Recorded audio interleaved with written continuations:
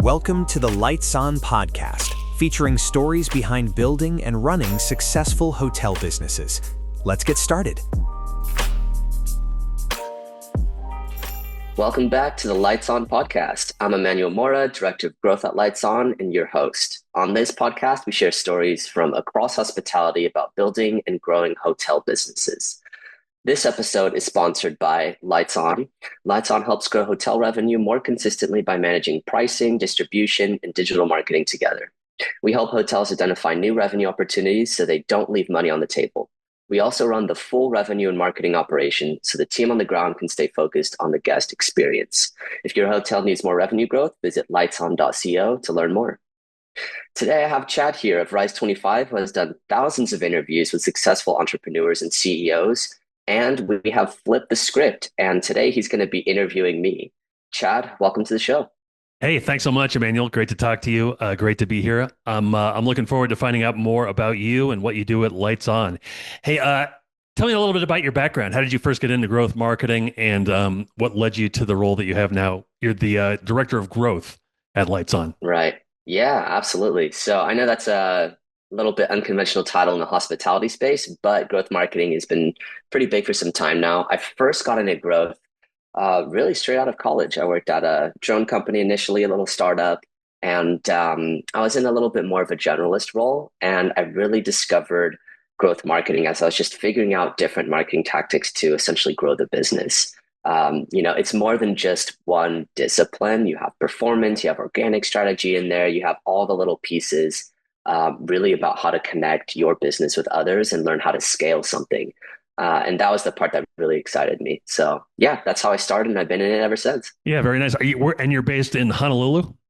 I'm based in Honolulu now. That's right. Did you have to move out there, or are you from there? Yeah, so I moved here about 5 years ago. And before this, I was living in California for most of my life. So my career started in the Bay Area in California, and then transitioned eventually over here. I ended up here through a weird situation with COVID. We all have weird COVID stories, but through relocation, ended up here, and super grateful for it. And now trying to make a life here and put down some roots. Yeah, awesome. Well, there are certainly worse places to have to move to. I had jobs Right. where I had to move to Nebraska and Wyoming. Honolulu might have been a little bit better. Yeah, just a bit. So you're Director of Growth. How do you define growth within the context of Lights On services? Yeah, it's a good question. So growth within Lights On encompasses a little bit more than just traditional marketing channels. So originally it was just kind of performance channels. So your typical paid ad channels, trying to bring in, growth through that way. But it grew into a little bit more than that. So growth at Lights On encompasses lifecycle. So that's, for example, your email, automations, retention, everything associated with that. Your paid campaigns across upper funnel, mid funnel, lower funnel, making sure you have a full ecosystem there. Organic traffic coming in. So that's going to be people finding you through search engines, whether that's Google or ChatGPT.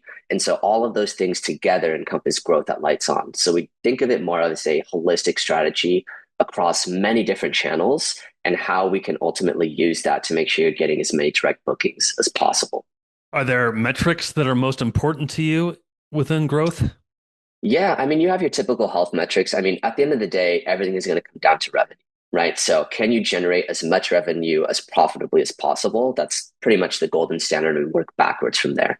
So outside of your typical revenue metrics and, looking at bookings coming in, return on ad spend, you're going to have kind of quality metrics across the board. So looking at engagement metrics, are people, engaging with your ads in a healthy manner, or are you overspending on ads more than you should above benchmark?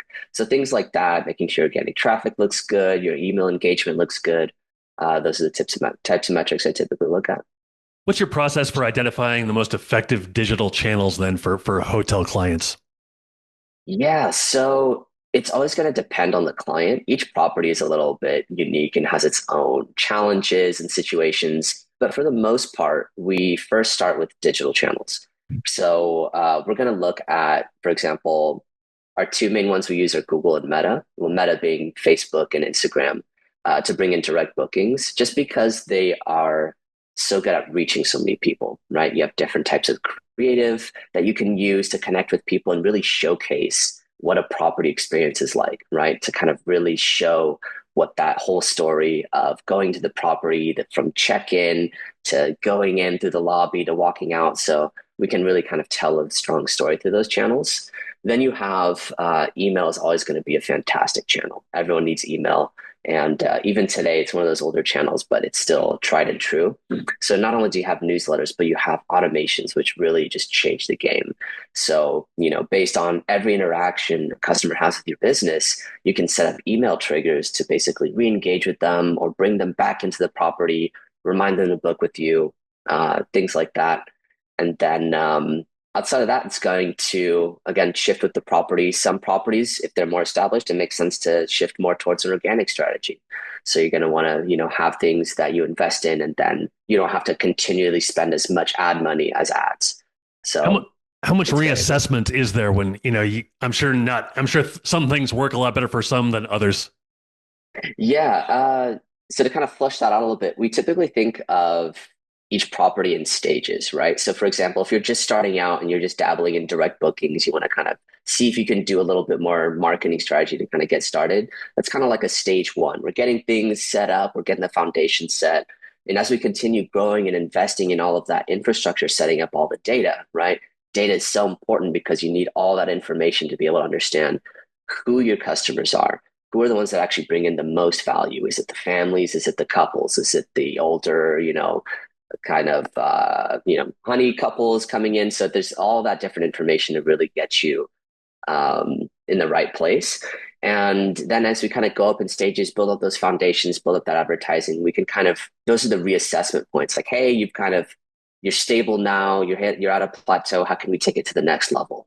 So there's kind of key milestones we bake in to continually reassess.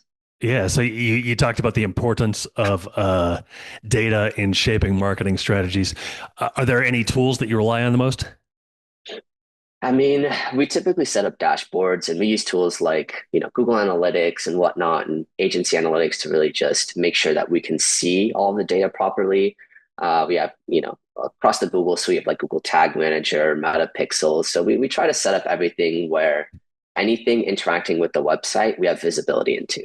So from there, that's kind of like our core data stack. And then we're able to make decisions from that. Again, each property's website is different. And then you have the booking engine set up, whether it's going to be SynXis or something, obscure like Skipper. So we try to make sure that we can integrate with all of these different platforms and providers. So we have a good ecosystem set in place for that. So in the travel market that currently exists, what challenges have you seen that hotels are facing? Yeah, I mean, this year especially, and last year has been a down market for travel. So especially with forecasts into 2026, projecting a little bit, of a drop compared to 2025 for the majority of properties. Granted, luxury properties are kind of outside of that, those five-star luxe experiences, but pretty much everything else is forecasted to have a drop. So now is the time to really understand if your marketing is dialed in or not. And a lot of properties now are kind of seeing that when they could get away with things that weren't as, buttoned up or really established marketing campaigns, they just kind of floated by with what they have. But now they're being tested and they're seeing direct share drop, they're seeing occupancy drop, and rates getting hit. So I think many times it's making sure that you actually do have the foundations in place. You actually do have good marketing that's working properly with revenue teams to really make sure you can pivot very quickly in turbulent markets to make sure you can retain rate and keep bookings up. I guess just out of personal curiosity, what makes those luxury places different than maybe, I guess, the non-luxury places? Yeah, I mean, ultimately, I think it just comes down to economic pressures right now. So there's been, a growing wealth divide within the country and across the globe. And I think that's putting a lot of pressure along with other kind of tailored experiences. So ultimately, just based on what we see, we could guesstimate all day, but based on the data that we're seeing, the luxury properties are actually getting gains compared to the losses seen across everything, essentially everything else. So the economy properties, the mid to upper scale properties are still kind of being a little bit challenged. So ultimately, my guess is that it's kind of due to, again, those economic pressures. Some of the people who are kind of outside of that or unaffected from the tariffs and everything else, are kind of able to still experience those luxury experiences pretty easily. So, in your experience, kind of working with the hotel clients that you've worked with, has there been? Can you share an example of something that you didn't expect to learn from that experience? Yeah, I think ultimately for me, one of the stories of kind of like this golden light bulb moment was really connecting with our revenue team and truly understanding that side of the business a little bit more intimately and getting insights that changed how we do marketing, right? And that is those little moments of collaboration is really everything when it's a learning experience across the board. And I think that's why we really focus so much on making sure that we constantly communicate and really try to make sure that our workflows are combined across teams, because getting insights from revenue in terms of like what they're seeing on the rate side in terms of like demand and across all these other unique channels that we are normally closed off to helps us develop a better strategy, understand the property much more, right? And build a marketing strategy and story to kind of really fit what's happening on the ground versus what we think is happening based on a number of other things. So that's something that really kind of changed how we do marketing and changed how I think about that process, where it's not just us doing this thing over here. It's a holistic process across the board that everyone's contributing to make it work. AI is influencing everything. How do you see it kind of influencing emerging technologies in hotel marketing? Yeah, I mean, I use AI every day. So from one standpoint, in terms of the people doing the work to actually push the property and get more direct bookings, it's made me and our team at Lights On significantly more efficient. So Hmm. whether that's going to be things like data analysis, being able to just upload large amounts of information and be able to make snapshot decisions super quickly, or get insights that we wouldn't have been able to see by manually going through a bunch of spreadsheets just because it takes so much time. So those kinds of things have been really helpful for us. Reporting, automations, being able to do manual tasks, all automated, all of those are game changers and save so much time for us to be much more strategic rather than have to focus on like executing each individual piece of work. So it's less about like, oh, hey, we're just automating everything and just trying to push everything into AI, and much more about like, how can we amplify existing processes or Mm. existing strategy with AI to really just make things that much more effective and being able to be implemented much more efficiently. So how that translates to a property, again, is also going to be different, right? So a lot of times now properties are looking at, different AI solutions to aggregate a lot of their data. All of that customer data coming in, all of that booking data coming in normally just lives in your booking engine. Sure, you play around with it sometimes, but a lot of it's not being used. Now, hotels have the opportunity to use AI to create personalized experiences for every single guest. And that's a game changer.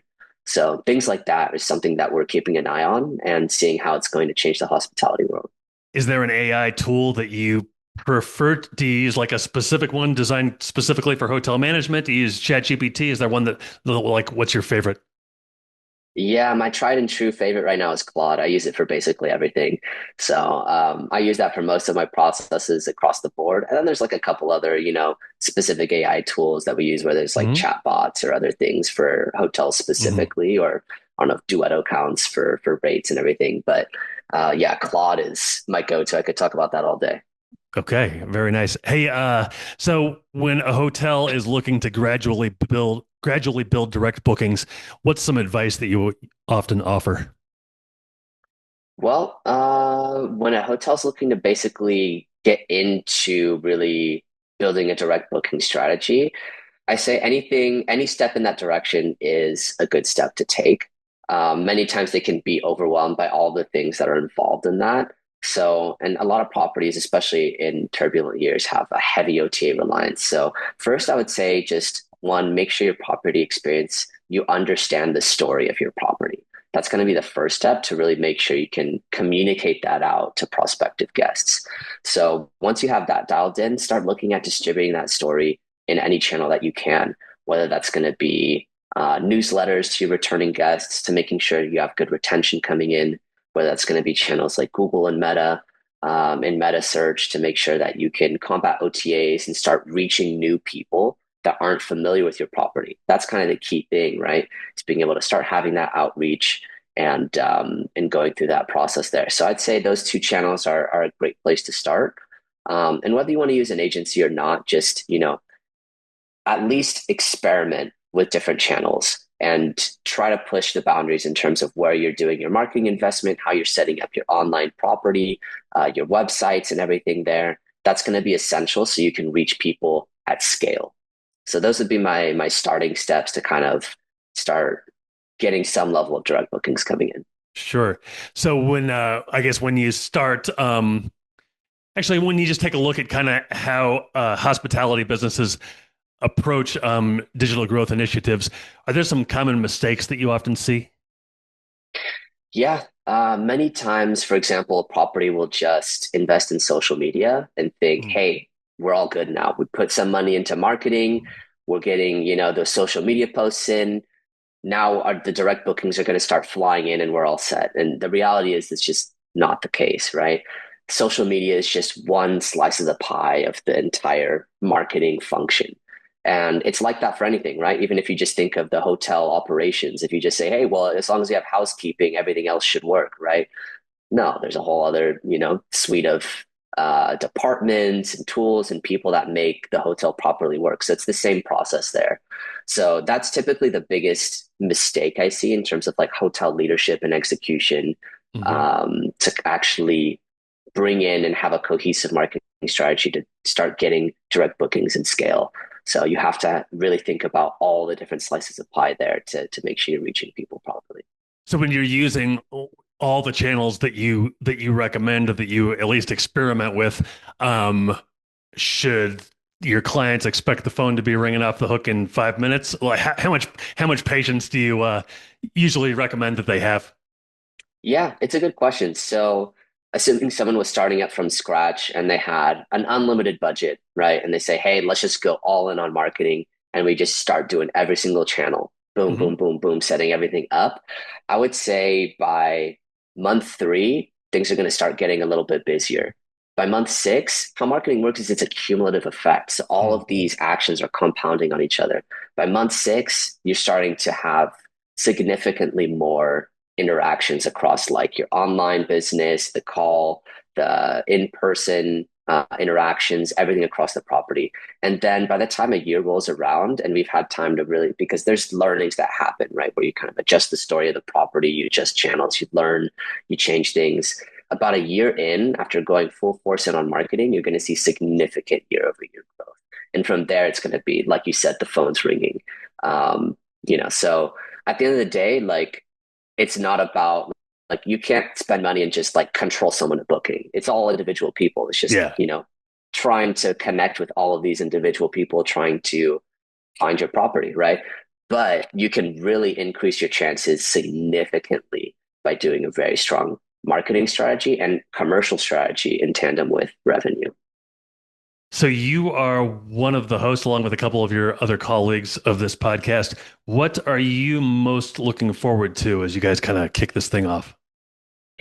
Well, I mean, right now it's been a pretty fun process for Lights On because we're in a growth period. So we're going through a growth spurt, and it's been really fun because we're learning about new clients, learning about new challenges. Again, we're experts in the Hawaii market, and as we kind of onboard new clients, whether it's other islands or whether it's across the mainland and other geographies, it's been really fun to just basically learn about these new places and put our methods to the test and just really see the results blossom from that. So it's been great validation to see our strategies work even in different areas. So it's a very good feeling when we're able to apply that across the board and see wins. And of course, we're still learning. Not every property is going to be an immediate win. There's a lot of learnings that happen. But it's been a fun process along the way. Okay, awesome. Well, hey, it's been great to talk to you today, Emanuel. Really appreciate it. Very interesting and very informative. Thanks so much for having me. Yeah, absolutely. Thanks so much, Chad. Great talking to you. So long, everybody. Thanks for listening to the Lights On podcast. We'll see you again next time. And be sure to click subscribe to get future episodes.